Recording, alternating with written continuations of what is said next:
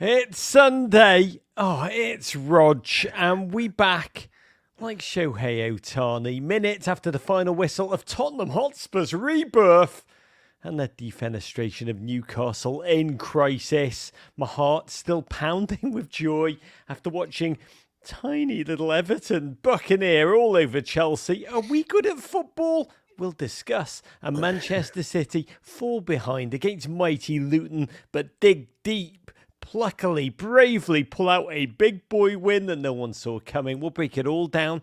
We'll talk about Aston Villa's ascendant win over Arsenal and Liverpool Football Club going top of the table. And I'm not here alone. Sunday Fun Day, cash apping it live and in person. It's Davo. Oh, it's good to see you, gorgeous. Oh, Rod, you love cash apping it. It's one of your favourite things, cash apping it. I normally do it alone on a Sunday, quietly by myself, but not today. We are going to do it live together on this Do It Live presented by Cash App. I've got a new microphone and download Cash App from the App Store or Google Play Store today to start saving. Not tomorrow, today. That's money. That's Cash App. Cash App, the best app since Matty Cash. And we are here on YouTube Live, a Men in Blazers Sunday special, open wide for some soccer. And Davo, we've long been Big Tent people, but even more so here on YouTube Live, where you can come and ask your questions live on the pod. That's right, you can be part of this wonderful circus. It is the Men in Blazers show. Just scan that QR code, and no one hates QR codes more than me. Oh, love QR codes. Hate them. But it's there on the top left of your screen. That one, no other QR codes. That one will take you into a Zoom with our own producer, Jake, a beautiful human being. He'll get you to set up and ask your question in one moment. Come be with us. Reminder, it's audio only, so there is no need to be afraid. We'll get to your questions later in the broadcast, but get in line now to make sure you get stuck in. And also get your questions, your comments in. Give us a like. Come on, we are like thirsty and we're not ashamed of it. But we're going to break down every moment of action from this weekend. But Davo, very quickly, let's start with a toast. What are you drinking? I'm not drinking anything right now. I honestly just woke up from my sad nap after that Everton Chelsea game, so I I had a few drinks before that, but I haven't had anything yet. I'm pretty mushed, I've got to be honest. So let's start by rating a third first Bud Light of the day to Eintracht Frankfurt, who spanked 5 goals. Yes, 5. Funf, as they say, past Bayern Munich inside of 1 hour too. The most goals that Harry Kane's team have conceded inside 60 minutes since 1975.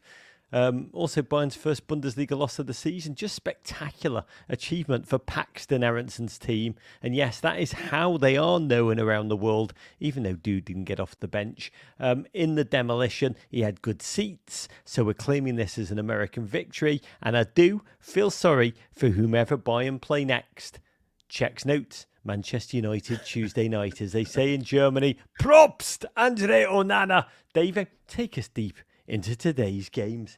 Well, before we get to the football, Rog, we've got to have a quick shout out for everything happening at Men in Blazers World Headquarters this week, where it's busier than the North Pole as we prepare for our Men in Blazers holiday extravaganza. 2 full weeks of content featuring the likes of John Oliver, JJ Watt, Becky Sauerbrunn, John Green, Wrexham's Humphrey Kerr, Patrick Stewart, Rory Smith, and new episodes of Early Kickoff every day during English football's that's a handsome bald, English football's busiest part of the year. And we've got more QR codes, Rog. Cannot believe how much you are actually going to tape tomorrow. Yes, we're doing almost all of that actually tomorrow. It is a delirious madness, but we know so many people will be off during the holidays looking to enjoy their families and also get their footballing fix on the side. We will be there to provide all of it. I'll just say this, watch our social for details because there will be pods on pods on pods like snow falling on snow, TV shows on TV shows too. We'll even be on NBC proper and all the YouTube videos you can shake a stick at. Well, I've only got 5 episodes of Jeopardy to produce. It'll be like smooth sailing, but it is a wonderful madness, Rog. We know that so many people will be, oh, that's what you just said. I shouldn't say that, but I can't wait for everything, Rog. Incredible, all of the output. You were meant to kick us off with a toast, but we're not doing that. We've already got through a toast, unless you've got another toast. So let's get right into the football. Face, baby. Okay, Tottenham 4, Newcastle 1, the game that just finished after a Groundhog's Day of heartbreak. Spurs Nation feel the big Ange vibes again as a Destiny Udogie goal, a brace from Richarlison, and a Sonny penalty do the business in a comprehensive victory over Newcastle. Two injury-ridden teams in contention to become the tabloid pinata du jour with defeat. Newcastle having to play the same starting lineup for the fifth straight exhausted game, despite being humiliated at Goodison Park. Because Eddie Howe had no option. But Spurs back to the dark narrative going into this, wondering the old philosophical chestnut, is it better to have loved Ange and lost than to have never won 10 games in a row and then recede into a tailspin? They are losers in 4 their last 5 before kickoff. I'm old enough to remember that. Last 3 at home, lost all of them. First Premier League team, this was incredible, to go ahead in 5 straight games but not win any of them at all. Big Ange leaving to defend himself before the game, his very club's dignity. He had to say this is a Ange quote, the Spursy tag, it's schoolyard stuff. He had to kind of huff and puff Friday. Whoever tags, whatever tags other people want to put on us, that can't be your motivation. If you want to bring success, you've got to have a clear idea and stick to the process. Sonny had actually said something beautiful post-game. He'd admitted we were, quote, too soft in the last loss against West Ham. And I've got to say, Spurs well up for it in the early exchanges. So much possession, a lot of it in the Toon final third. But you saw the impact of the last month of 3-4. Lots of energy, but little willingness to shoot until in the now it's time for the cash app, that's money moment of the match. Sonny, he was just like sod it and decided for old time's sake to skin old Spurs teammate Kieran Trippier before rifling a dagger of a ball for Udogie to tap in. It was like, I was psyched for Tottenham in the moment, Davo, but after watching them score in those last 5 games and then totally fail to hold on to the lead that they'd crafted, I was like, what are you doing, Spurs? It's a trap. Yeah, but this didn't feel like they scored too early in this one. Of course, in hindsight, it's easy. We know they won 4-1 now. But wow, that start, the energy of that start must have done wonders for their confidence. And you could feel the energy all over the park. Even Richarlison, I mean, he seems to have more tattoo than neck at this point around his body, but he felt up for it. He's on the Edison diet. He's on the Edison diet. I mean, honestly, there was energy. Sarr should have quickly made it too. But then the ball was fed out to Sonny again. He was like an NBA player who had a hot hand. He's like, feed me that ball in isolation against Trippier, whom he felled with, I believe it's technically called the old Gangwon Province 1-2 shuffle. Spoon the ball to whom? To Richarlison, who you mentioned. And on this day in which everything Everton touched turned to gold, Richie unerring, just his 3rd league goal for Spurs. Come back to us, Richie, lad, in the January transfer window. But in that second, you felt, and breathe. Spurs fans, they took total control of this game. A 3rd from Richarlison. Magnificent diagonal ball floated over the back by Porro. Finished after, a first heavy touch by Richarlison for his 2nd goal. David, Richarlison, all it needed, it seems, was pubis surgery. And he back, just totally pubing it up. In that moment, you could feel the stress burn off the entire stadium. Davo, ask your doctor if pubis surgery is right for you. Yeah, some players play from their core, some from their legs, some from their physical of their upper body. But to play from your pubis, Rog, that is asymmetric.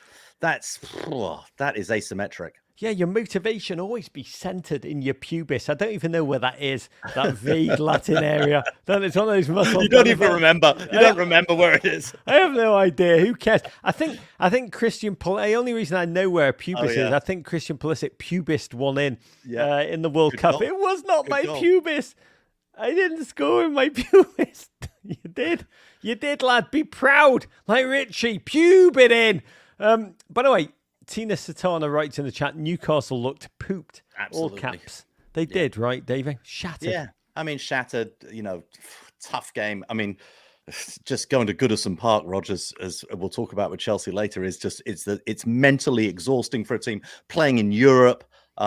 Just lots of tough games on the trot for them, and injuries as, I'm always find it remarkable that some teams' injuries get sort of hugely reported, other teams' injuries get very underreported, and so they look like they're struggling. And with the way that Newcastle play football, which is expansive, it makes it very tough for them when they're this tired. I mean, Sonny added a late penalty goal in garbage time for Newcastle 4-1. Another game for the Toon, another flood of goals leaked. A squad who are, as Tina Satana suggests, just ground down. A living reminder that modern football needs so much more than just 11 good starters. Yep. There's rumours of a large incoming loan raft of players from the Saudi League, which will be both much needed and also it's fairly shameless. Their thin squad ravaged by injuries to the extent that Eddie Howe's already publicly musing about deprioritising the cup competitions, starting with Milan in the Champions League midweek. But on this day, God bless you, Spurs fans. Belief reborn, with your team staying true to themselves, to Ange's vision, playing with confidence, joy once again in place of the trauma, the confusion of the last 5 games in the style of Emily Dickinson. Hope is the thing with feathers that perches in the soul and sings the tune without the words and never stops at all. Godspeed. Talking about hope, Davo. Yeah, you have lots. I have none. Everton 2, Chelsea 0. Your Everton versus my Chelsea, and your team, Rog, buoyed by that 10-point Premier League deduction. It's the best thing that ever happened to them. They continue their F the World campaign by smiting, you have to say, woeful Chelsea. Second half goals from Abdoulaye Doucouré and Lewis Dobbin. Rog, do the business. Rog, that's 3 wins on the spin for your lot, and you're moving on up like the Jeffersons. You're going to Europe. You're going to Europe. Mate, why stop there? Take another 10 points. Take us to CONCACAF. Take another 10 points off, and I'm pretty sure we win the Gold Cup. Isn't that how it works? Just a fascinating matchup, an old, expensive financial mess. Welcome a new next level, hyper expensive meltdown of a mess in a game that should have been sponsored by HR Block. Serious accounting. Everton on a spite surge since their points deduction. They're even winning games at home now. Something I did not think I would see again in my dad's lifetime. Without the 10-point deduction, we knew we would have been ahead of our billion-dollar guests on this day. Honestly, that gave me little confidence going in because Chelsea may be the most inconsistent team currently in football. They seem to take a game on and a game off. And after Wednesday night's insipid defeat at Old Trafford, Poch's mob really due for an on-game. Everton, winners, I couldn't believe this, of 4 of their last 6. That is not me making crap up. That honestly actually happened out of the drop zone already for that unjust punishment. As GFOP, Davo, at Sir Greg tweeted me this wisdom, and you're the expert on this. He tweeted, Rog Bennett, did Everton get their points deduction too early? Can I get a ruling? Wow. That is interesting. Well, no, they clearly didn't. I think they got exactly the right point deduction at exactly the right time. And it's probably going to be reduced from everything I hear.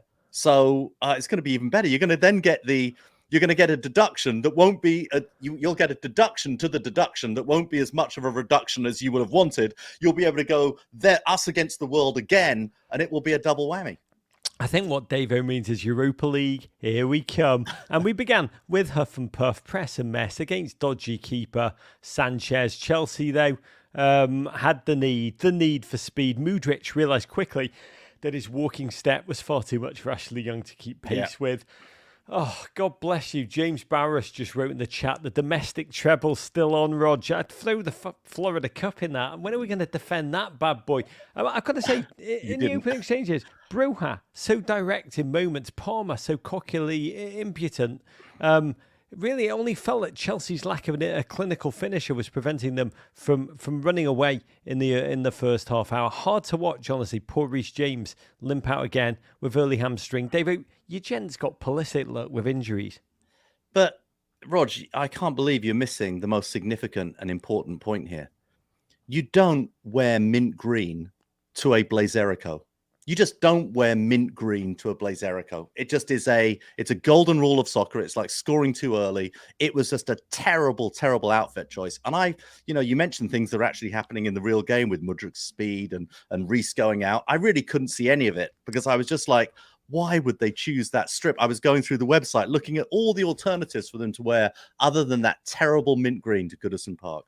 Oh, mate, you can wear whatever you want when you play like that. You're more than welcome. Because second half, Everton came out on Newcastle game settings. Pickford, God love that human being, so strong. Mikalenko, can I just say this? Game of his life. Proper footballer now. Sean Dyche has moulded him into. And Dyche has sent these boys out like dam busters, intent on doing their job. 54th minute, incredibly joyful moment for me personally. Shane McNeil bringing the ball on the break, fed DCL with a delicious pass, one-on-one. Sanchez did low to parry. But then Decore just swooped upon the ball. That mighty king, possibly my favourite Everton football player of the post-2018 period. I'm actually thinking about speaking to my wife when she gets back this afternoon and asking if we can have a fifth child just so I can call it Dookie Bennett. And he simply slapped the ball with justice right into that corner. A delicious moment. The celebration pointing to his head. Mentality. You can put your point deductions where, Dave? Where are we meant to stick them? Probably in your pubis, I would say, is probably a pretty good idea. I mean, look, from a Chelsea perspective, that goal, Rog, it sort of said everything. Enzo giving the ball away on the edge of the box, again, on the edge of the opposing box, which is just like every piece of final third play that Chelsea did, looking for a pass, looking for a move that didn't exist. Ball breaks down the left channel. For the first time this season, Conor Gallagher does not commit a professional foul, which is just a remarkable. Well, it's remarkable he was still on the field in the second half, Rog. I've not seen this all season. But then he opts out of the yellow card challenge, which almost every single Premier League player would make. There would be a tug of the shirt. There would be a little clip of the heels. Conor Gallagher thinks, you know what? I'm going to turn over a new leaf in this moment and give away the game. And he steps straight out of it. I'm going straight. We're going down straight that as an arrow. Inside right channel with no Reece James covering. I have no idea who was playing right back for Chelsea at this point. I think it was Axel Disasi, who'd actually just failed to make a 1-2 in the middle of the box. I think it was Matt Miazga. It was, yeah, it could have been. And then the parry, decent save from Sanchez off that Calvert-Lewin strike. The ball breaks as you to the, let's say, the best player on the field before the game was Decore. After the game, Decore, the best player on the field on both teams, and a fantastic goal. Very deserved, I would say. That is Shane McNeil, erasure. But honestly, we've got to acknowledge Chelsea should have scored early and often. But Everton have belief where there should be almost none. And Chelsea have no belief where there are a billion reasons for them to swagger. There is so much talent on that squad sheet, so little confidence, so many passes instead of shots taken on goal. And God, with delirium, we scored a second thanks to your substitute goalkeeper Petrovic flapping at the set piece, which came into the path of young Hufflepuff Lewis Dobbin, 20 years old, edge of the box, and who summoned one of my third kid. He's actually my second kid, so I'm getting more confused now. I'm planning on Dookie Bennett arriving in 9 months' time. My second kid, Bear, just turned to me and goes, "That was the most un-Everton finish of all time." We normally try and blast those shots over the bar. We try and rainbow them into the crowd. But Lewis Dobbin is good at football. Yeah. What a moment. First Premier League goal for him. 3 wins on the bounce, 3 clean sheets. Appeal. Oh, we get the 10 points back. We'll be challenging for Europe. David, here's a question. Are we, Everton Football Club, ... good at football, Davo? Yeah, I mean, look, I sat down before the game, Rog, and once I saw the lineups come out, and I went player by player, because I think the conventional wisdom will be Chelsea, so much talent, so many great players. Everton don't have the players, but because of the togetherness, the squad, you know, how well they're being coached by Sean Dyche, he's got them playing great football, and it's the totality against the individuals. This, by the way, was not a woeful Chelsea performance. This wasn't on this season with the highs and lows. I would say this was like sort of a mid Chelsea performance for them. But player by player on that roster, how many Chelsea players would you choose to put in your starting lineup over the Everton team? I went through both 11s. I counted 2 Chelsea players who I would have starting over the Everton equivalents. And the individuals, I think, are underrated on Chelsea. I think they're playing amazing football this season. I think the coach has done an absolutely fantastic job with them. The crowd, the way you've reacted to the deduction, and even before the deduction, to all the other problems of the club. It's inspiring. It's really inspirational. Humanly inspiring, It right? really is. Humanly it's absolutely inspiring. amazing. And believe me, I have more reasons than almost anybody not to find it inspiring, and I find it incredibly inspiring. But it was just wonderful to watch. And I think it's an underrated individuals on that team, from goalkeeper all the way through the park. John Pickford's an immense human being. Can I just say that? Absolutely and completely. Almost bordering build a statue to that fantastic prick of a man. And I'd say that to his face. I adore that human being. Tark and Brantwaite. Mick, I could go through the whole bloody side. Nathan Patterson getting into a fight at the end of the game. Proper Everton he actually player did in the well making. at right back. He did very well at right back. Honestly, he did very well. I don't mean to be horrible to Ashley Young, but I hope I never see him in an Everton shirt again. But I'm not allowed to say awful things like that on a great day like this. I do love this comment from Gustavo Cayo, who's agreeing with me about Nico Jackson. He said he had a few good tries. Probably needs that pubis surgery though. Yeah. All these players, you know what I mean? They all, you know what? Robbie Fowler used to wear a nose strip back in the day. It helps his breathing and his performance. So everyone wore the nose strip.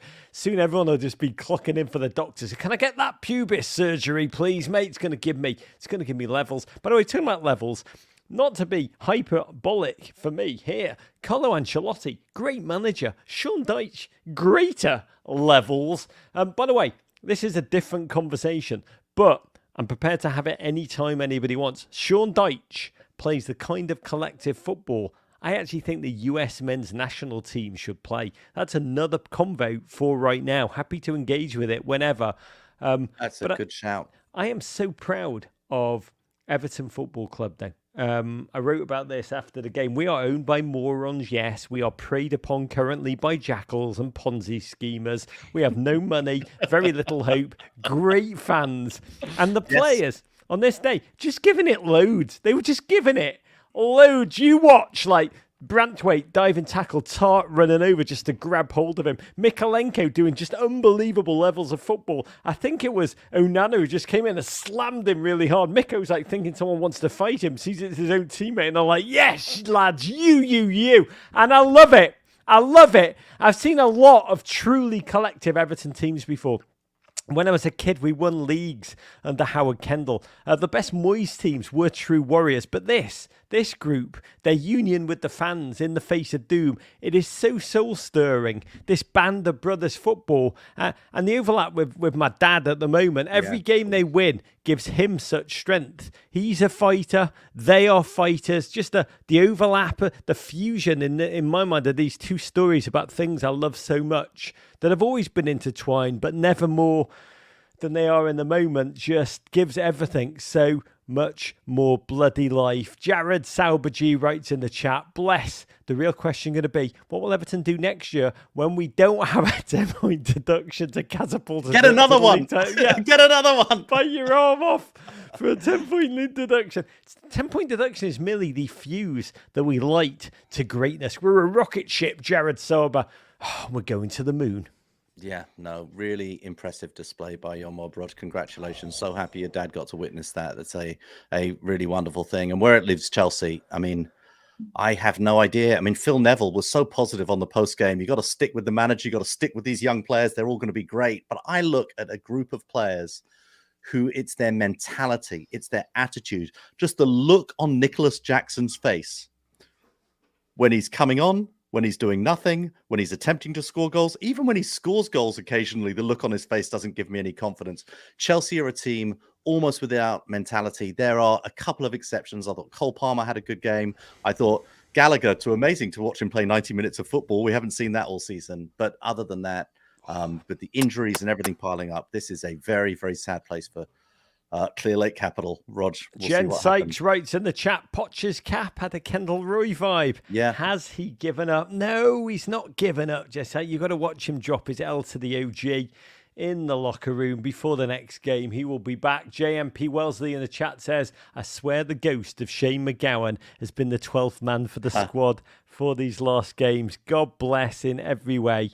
The ghost of Shane McGowan, I think, is Seamus Coleman, to be candid. And watching him after the last game against Newcastle, find that clip where he goes up to the Everton fans after the game and just gives it bifters. It is absolutely magnificent. Talking about magnificent, David. Yeah. Let's talk about Little City and their brave day.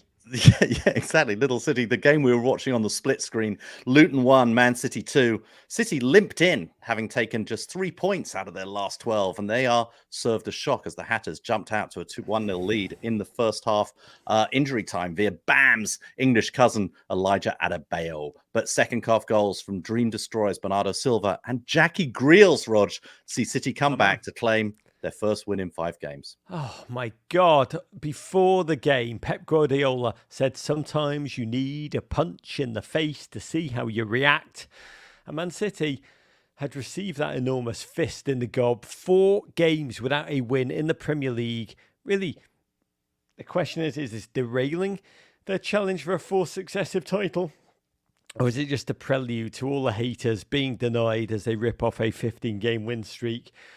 He arrived for this clash with lowly Luton. The greatest financial mismatch in Premier League history. Just a brief look at the figures tells you all you need to know about the wealth chasm here. City claim, I underline claim, to bring in $843 million a year in revenues, astronomical amount. Luton, they don't claim, they tell. We bring in $22 million a year. And while City, well, we're out Erling Haaland, out with a bone injury in his foot. We found out later it wasn't a break. He should be back soon. They welcome back Rodri. Just incredible. He's their sword and their shield. They cannot win without him, and they seem to only lose when he's not there. City had all the possession you'd expect them to have, with return DJ Jackie Grealish tucking inside down the left, Gvardiol pouring in behind him. But the thing I absolutely adore about that suburban beefcake Rob Edwards team, Luton Town have no respect, no matter who they're playing. As Matthew Carr76 tweeted at us, the stands are so close at the Kenny to the field. It's like a squad of 10,011 players playing an opponent with just 11. And just before the break, it was Luton who caused football fans all over the world to do a double take on their FOTMob notifications when they got the alert the Hatters had taken a lead. A towering header from an absolute unit, Adebayo. 3rd time on the run, City had gone behind. And so at half-time, Davo, even though Luton had just a 0.01 expected goals, they were ahead. Pep reduced to beefing with officials because City had had 2 foul throws in that first half. It was incredible to witness. Wow, yeah, he couldn't take on any of the Luton players at that point of the game, so he had to take on a 4th official. It's amazing because I was thinking, Rog, that Etihad Airlines is about 150 million that they pay to Man City. Meanwhile, what do Luton get from the Luton bus service or the Luton taxi cab drivers? Probably not quite as much. Yeah, I think it's a scooter service, but they're just littered all over the floor in Luton or something. Can you not get yourself a tiny little nation state, Luton, for God's sake? Yeah. You've got an airport. You should buy an airline. Oh I'm my sure that God. would be a way Dreams to a lot of money. and unicorns, fairy tales are nice, but they got no place in football. It's the Premier League. We're not cheering for football teams. We're cheering for spreadsheets. And City came, that was probably Pep's team talk. Excel spreadsheets, boys. City came out, proved that fleshy wallets are insurmountable. 2 goals in 150 seconds, starting in the 62nd minute. Welsh free safety Tom Lockyer, essentially open field, tackled a streaking Rodri. Makes him sound like he was nude, but he wasn't. He should have been. The ball broke to Bernardo Silva.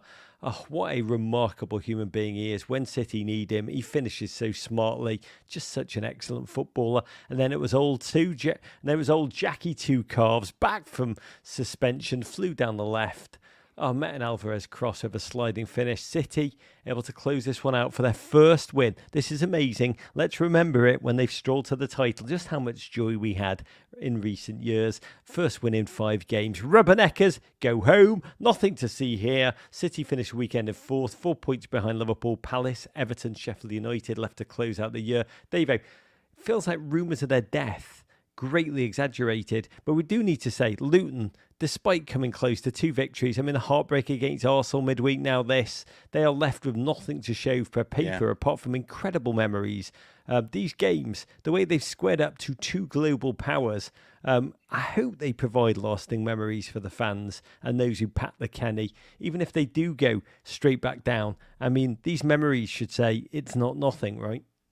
Yeah, and as I was told by a boss earlier in my career, you get no credit for effort, only for results. And that's sort of what it comes down to for Luton. Heartbreaking loss against Arsenal, heartbreaking loss for them against City, and it's not looking good for them as we go into the Christmas period. God, Liam in the chat says 115 charges against Manchester City, but all worth it. when you can beat mighty Luton. Yes, that's heartwarming, Liam.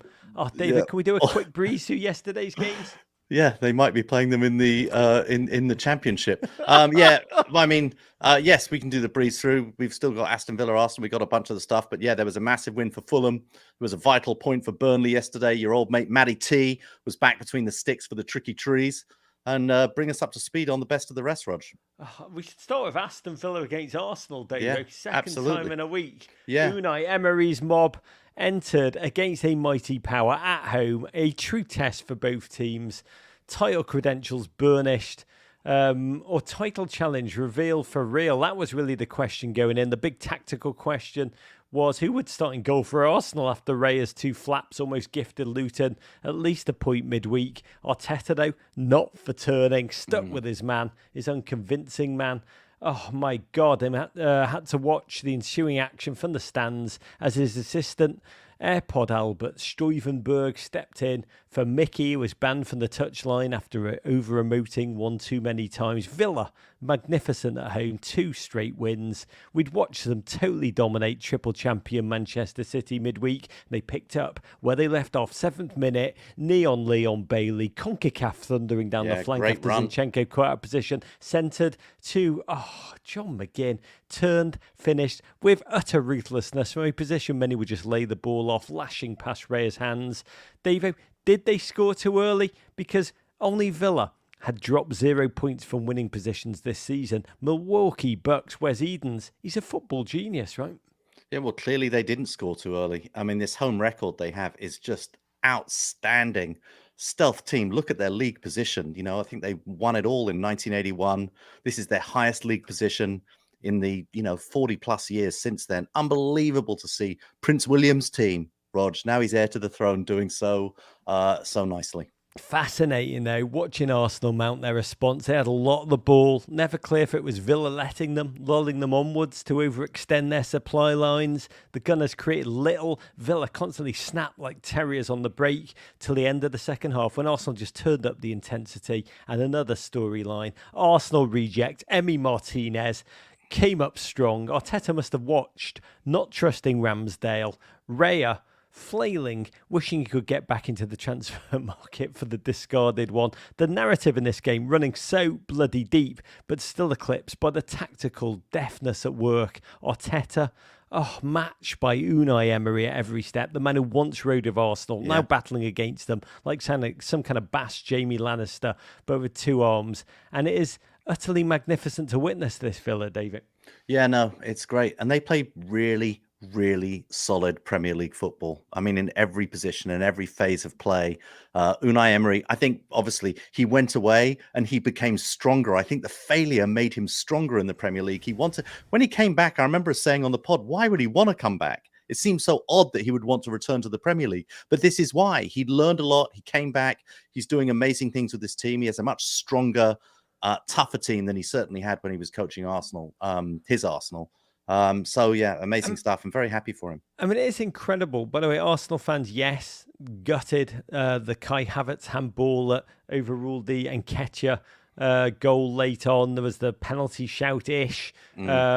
The XG, Aston Villa 0.55, Arsenal's 1.58, but ultimately it was Aston Villa 1, Arsenal 0. And it's what you've said, Aston Villa, man. Emery gets a lot of respect for his tactical prowess, but I did admire in this game the physicality in this team. Even more, though, their mental strength, formidable, their fearlessness to stare down City and Arsenal inside 4 days. That is white-hot heat level audacious. Giving Arsenal their second defeat of the season. Brighton, Liverpool, West Ham next for Arsenal. Quite the gauntlet lying ahead. Mikel Arteta tight-lipped post-game, barely able to keep a lid on his anger over the Nketiah goal.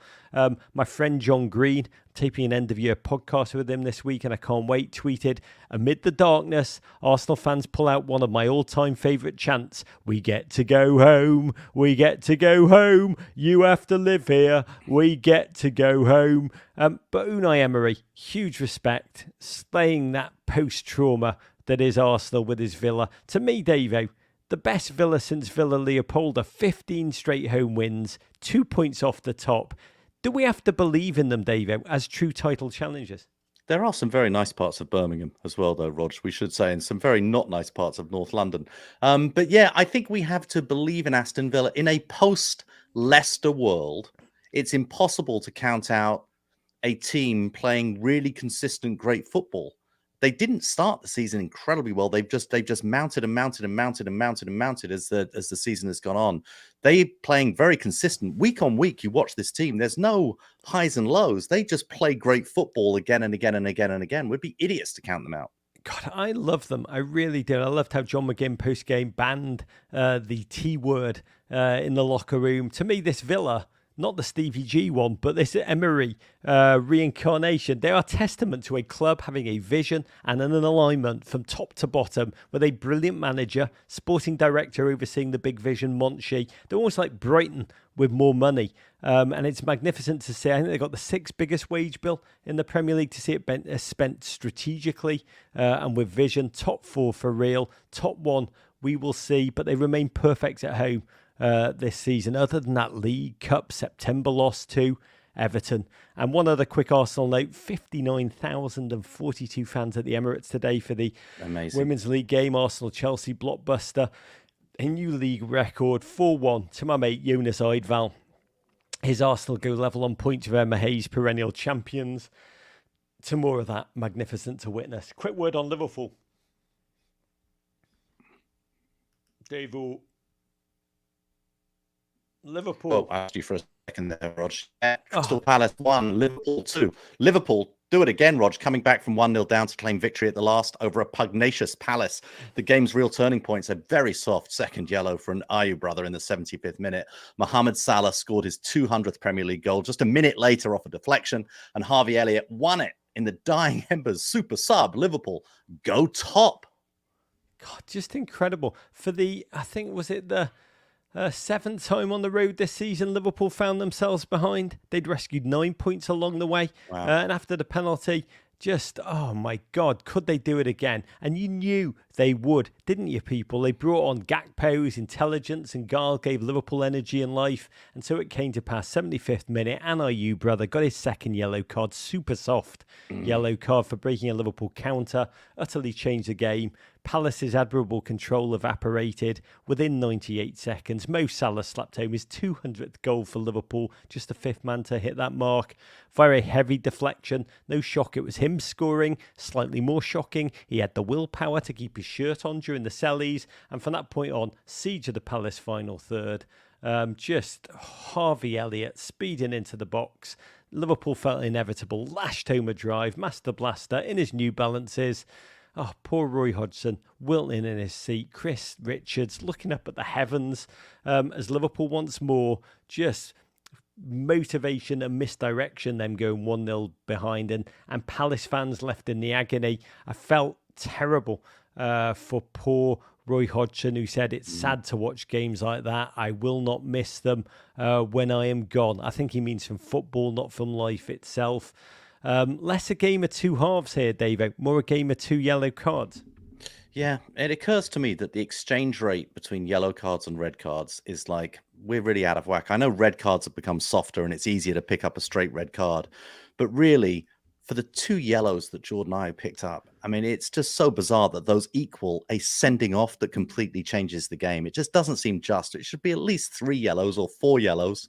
I mean, Conor Gallagher might make it through halftime in a game if we change it to that exchange. But it just felt harsh. It felt harsh anyway. And even the penalty, if you sort of agree technically it is a yellow, it just felt harsh and it changed the game. And tough to watch Palace then lose. But you know what? The mentality monsters of Jurgen Klopp's Liverpool, what they managed to do game after game after game, and it's why they're top of the league.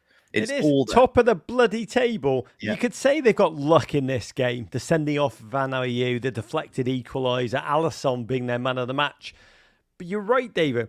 Is it luck or is it design when you see that Liverpool have scored more winning goals in the 90th minute or later than any other team in Premier League history, 40% of them coming under Jurgen Klopp? It is, as you say, Davo, it is by design. And next up for Liverpool, Manchester United, talking to whom? Oh, dear. Man United 0, Bournemouth 3. The great Cherry massacre of 23 as the hottest team in football. Bournemouth, Rog, they march on Old Trafford and absolutely bludgeon the listless Man United behind goals from Dom Solanke, again, Philip Billing, Amazing. and Marcos Senesi. Bournemouth have taken 13 out of their last possible 15 points. Incredible stuff from the small South Coast outfit. God, United just gutless, bereft, a rabble of expensive but woefully ungame-planned individuals. Nil. Bournemouth, a team well-drilled with an idea of resilient football. Three crosses, 3 goals, 13 points out the last 15 for the Vegas Golden War Cherries, whose fans ended chanting at Old Trafford, "We want 4, we want 4." Just incredible for the manager, Iraola, who had won, remember, none of his first 9 games. And for United, they've now lost more home Premier League games since Sir Alex Ferguson retired than they did during his entire 21 seasons in charge, which is mind-blowing. Some week for Ten Hag, he oddly received the Manager of the Month award midweek and is now facing tabloid demands for him to be fired. Red and Buried was one highlight of the headlines. Bayern await a journey to Liverpool next week. Bruno Fernandes, great leadership, got himself a yellow and suspension for that game. Can Ten Hag survive? Chuckles, I'm in danger. Here's the question, Davo. Can anyone fix Manchester United? Or is there something profound, almost toxic in their culture that disempowers the football side of the business so no manager can survive? Well, I mean, we've been saying that for a very long time, Rog, but you sort of felt after that midweek win against Chelsea, I mean, as bad as Chelsea were, you sort of felt that Man United at home again would rebound and give more in this game. But the listlessness of the rebound, it's so difficult to rebound and win. I actually thought one of the most impressive things about Everton's win was that, after that incredibly emotional victory against Newcastle, they managed to bring the emotion again and do it all over again. It's hard to do it twice, Rod. Really hard to do it twice. It's not inevitable. And Man United, though, did nothing. They did nothing. They came out so flat.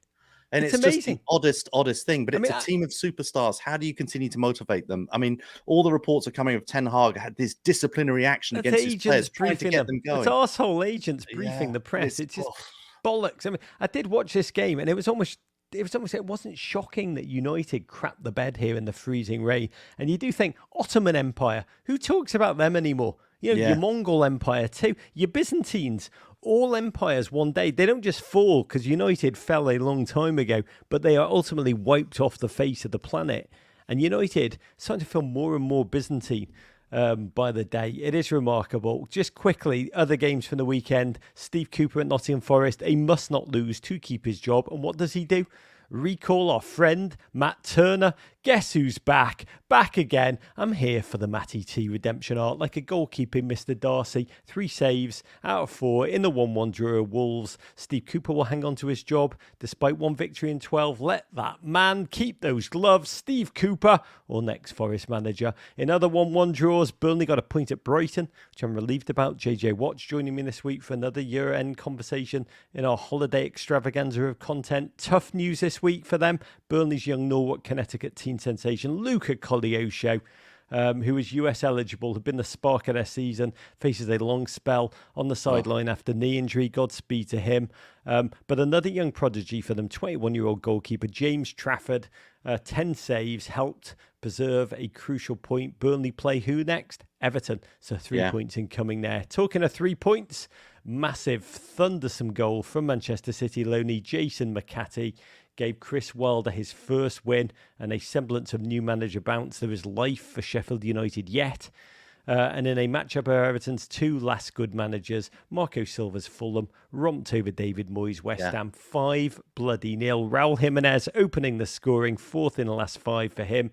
He and Fulham are back, Dave, back-to-back 5-0 jaunts. They are very, very, very back. W. Young said in the chat, Gary Neville said it's right time to stop expecting United to have a divine right to challenge for the title. I think that went a long, long time ago. But listeners, God bless. To your questions, here's how things work on YouTube Live. Scan that QR code in the top left of your screen or click the pinned comment in the chat. Get into a Zoom. Web producer Jake will tell you everything you need to know. Remember, you won't appear on the screen. And for those who don't want to ask a question, smash that like button. Oh, let's start with Tina. Tina, tell us where you are and what's your question. Hi there, Rog and Dave. Can you hear me all right? Tina, we hear you loud and clear. Over. Oh, perfect. Where are you? Perfect. Over. I'm in central Jersey, just north of Philly. Very nice. Yes, and I am a massive Liverpool fan. And that was probably my favorite. The Mo Salah goal was my favorite moment of this weekend. And Liverpool's also responsible for my favorite midweek moment, which was Trent Alexander's butt crack on TV, which was fantastic. He did that on purpose. Yes. I think it was his comment to his detractors. Yeah. But yes. Anyway, Mo Salah's goal was just brilliant. And he's up there in rare air in the all-time best scorers. He's climbing, and he's fantastic. And I already believe. I know maybe that's not how British people will roll, but I believe already at this point in the season. Tina, up there in Aronson brother country, we are delighted to have you. And I also adored that Scouse half moon from Trent Alexander-Arnold. Just can't be asked, is what he was saying. Just can't be asked. But Davo, it is amazing. I am old enough to remember the end of last season when there was a lot on Twitter. And I want to talk to John Oliver about this tomorrow. When a lot on Twitter, Liverpool fans were like, FSG, get out of me club. You're destroying me club. Destroying me club, because they didn't get Jude Bellingham. Then the whole midfield defenestrated, just decamped for the Saudi League. It was very doom and gloom at the beginning of the season. An instant rebuild, and now this. I mean, it is it's remarkably clinical scouting and recruitment, Davo. But how do you understand that arc? Because it's unbelievable, from doom to wonder. Yeah, they might also have got a little bit lucky that they didn't land Caicedo and Romeo Lavia, which ended up being, they scouted those guys as well. But you're right, the guys they brought in, McAllister has been like one of the signings of the season. Slobosai been an amazing signing. I mean, they fit in very well, and the team are playing great football, and he's finding things from all over the place. Verge seems back, close to his best. Harvey Elliott putting in these electric performances from the bench.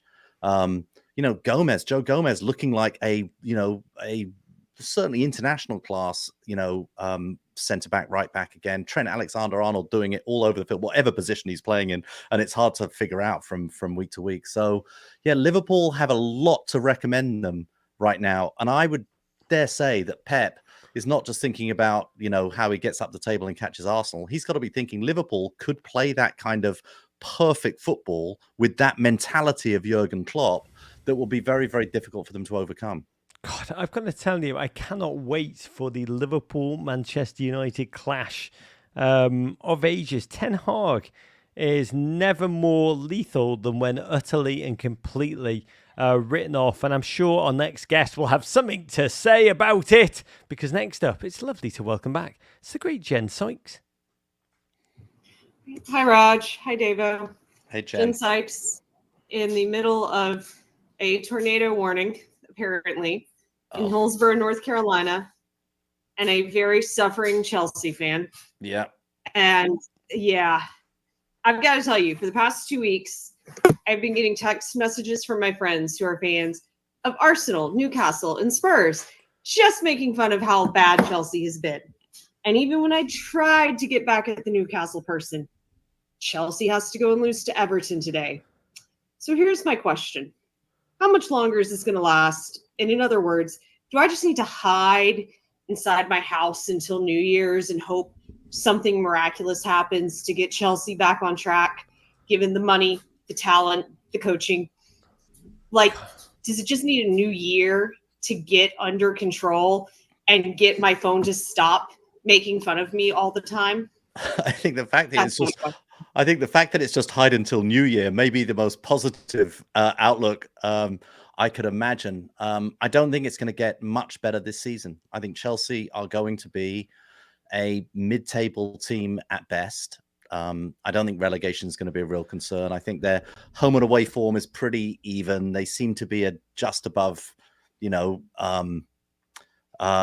above the sort of water level team. But, it's tough. I don't know what positives you take out of the game today, Jen, but I don't take a lot.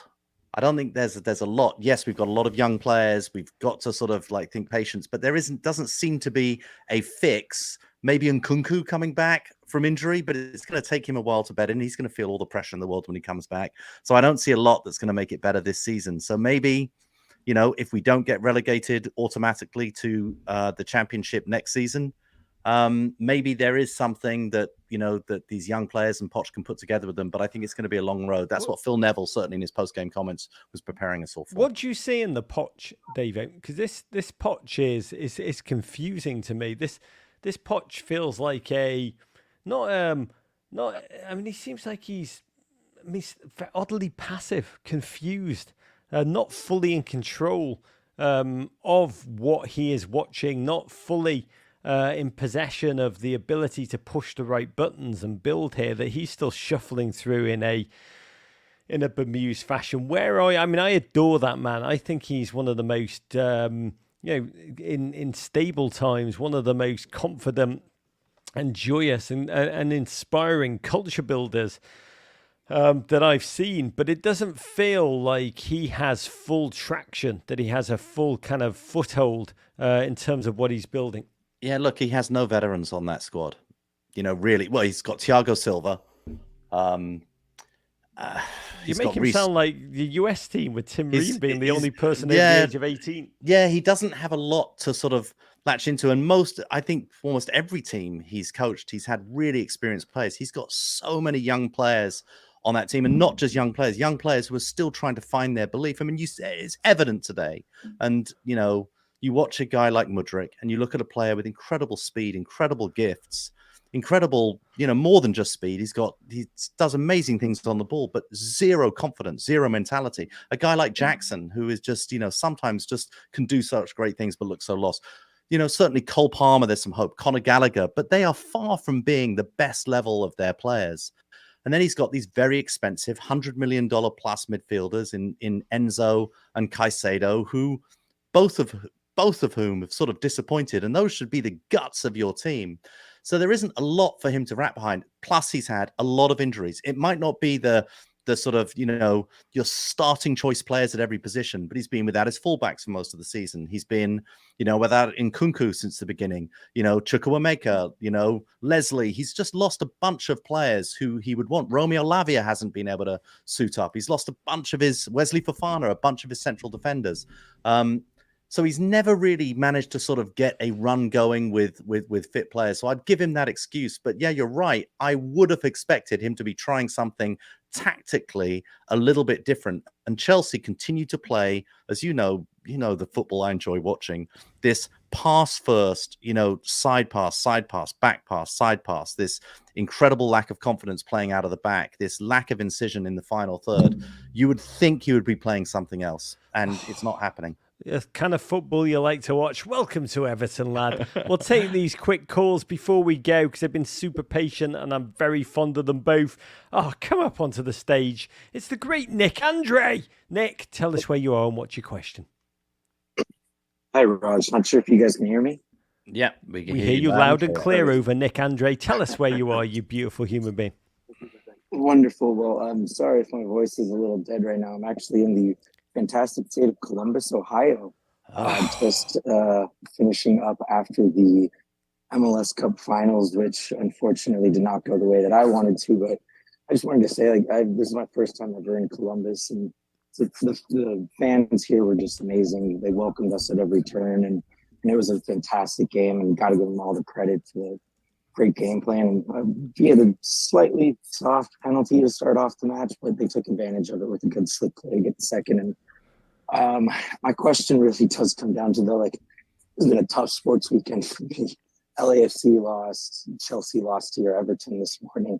Also, while I was at the game yesterday with all my friends, I saw Shohei Ohtani is leaving my Angels to go to the Dodgers, and just wanted to just hear a little bit of your kind words of wisdom and positivity, because it's strange that we're in different shoes now. Normally, I'm the one that gets to be happy and excited, and so I'm excited to hear what you have. Nick, have you ever thought for a second that it's not them, the teams, it's you? It's your support. That's not right. That would be my That's incorrect. That's not a note of positivity. I want to say, this time last year, we were in LA, almost a year to this day, with Steve Cherundolo, your fantastic manager. Man, we both adore, right, David? Yeah, loving me. Cheruns and Idolos. Yes, I mean, he's an incredible manager. The team, the organisation that you're a fan of, I mean, they are building something incredibly special. It's really a model that so many other teams hope to emulate. In this day, Columbus Crew,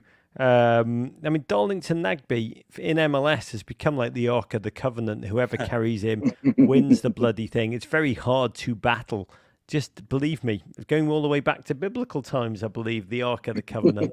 So my suggestion would be on this one. You're in Columbus, a fantastic city.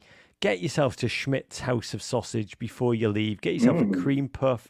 Just feast on that sausage. Make it just to go from bad to worst is always one of my great life sayings. Just get in there. I went there last time with a Columbus Crew legend, Frankie Haydock, who is a madman, and I give him great love today. I'm sure he's probably propped up at the bar in Schmidt's House of Sausage, still celebrating. But it could always be worse, Nick Andre.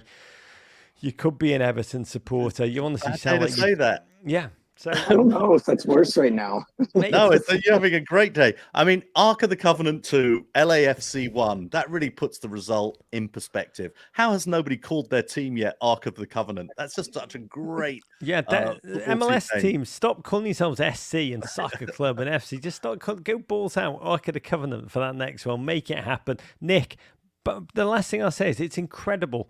Also, the number of LA fans who travelled, that there's a real travelling fan base, just reveling with that team, making those memories the night before with Will Ferrell, just getting absolutely hammered.